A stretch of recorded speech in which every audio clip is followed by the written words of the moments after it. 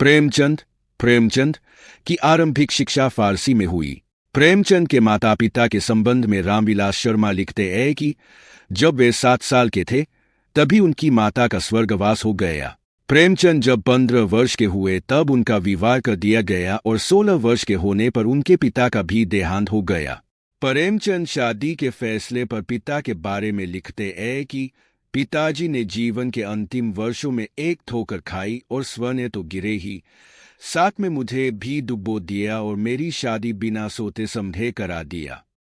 बात की पुष्टि रामविलास शर्मा के इस कथन से होती है कि सौतेली माँ का व्यवहार, बचपन में शादी, पंडे पुरोहित का कर्मकांड, किसानों और क्लर्कों का दुखी जीवन, यह सब प्रेमचंद ने 16 साल की उम्र में ही देख लिया था।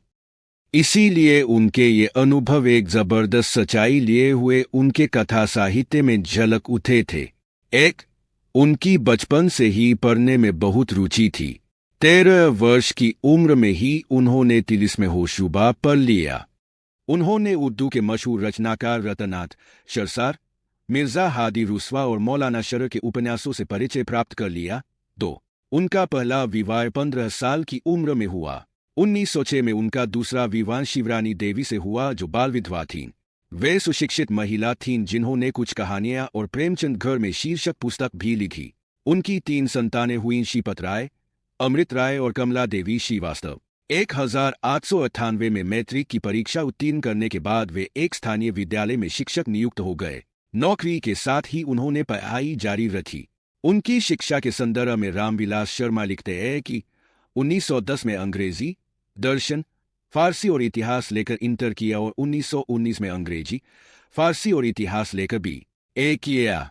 1919 में BA पास करने के बाद वे शिक्षा विभाग के इंस्पेक्टर पद पर नियुक्त हुए। 1921 में असहयोग आंदोलन के दौरान महात्मा गांधी के सरकारी नौकरी छोड़ने के आह्वान पर स्कूल इंस्पेक्टर पद से 23 जून को त्यागपत्र दे दिया। इसके बाद उन्होंने लेखन को अपना व्यवसाय बना लिया। मर्यादा, माधुरी आदि पत्रिकाओं में वे संपादक पद पर कार्यरत रहे। इसी दौरान उन्होंने प्रवासीलाल के साथ मिलकर सरस्वती प्रेस भी खरीदा तथा हंस और जागरण निकाला।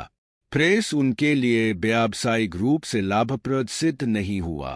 1933 में अपने ऋण को पटाने के लिए उन्होंने मोहनलाल भवनानी के सिनेटोन कंपनी में कहानी लेखक के रूप में काम करने का प्रस्ताव स्वीकार कर लिया। फिल्म नगरी प्रेमचंद को रास नहीं आई। वे 1 वर्ष का अनुबंध भी पूरा नहीं कर सके और 2 महीने का वेतन छोड़कर बनारस लौट आए। उनका स्वास्थ्य निरंतर बिगड़ता गया। लंबी बीमारी के बाद 8 अक्टूबर 1936 को उनका निधन हो गया।